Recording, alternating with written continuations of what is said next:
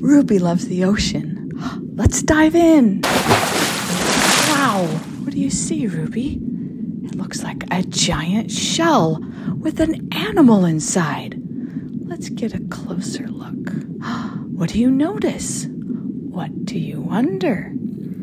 I'm going to show you a real giant clam. Look closely. What do you notice? What do you wonder?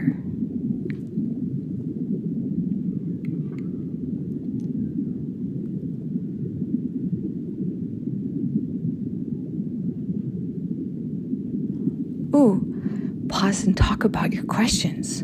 What did you see? I saw that the clam had sparkly glowing skin. That is actually because they sit on the bottom of the ocean and collect energy from the sun. Then you're seeing some of that glow from that energy. They are amazing at collecting solar energy. They have another way of eating too. These are siphons. You see them sucking water in and out. Plankton are tiny little creatures that can actually get sucked into those siphons.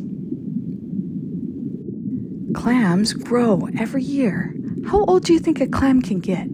Would you believe if I told you that some of them can be 100 years old? That's amazing. Let's get up and dance.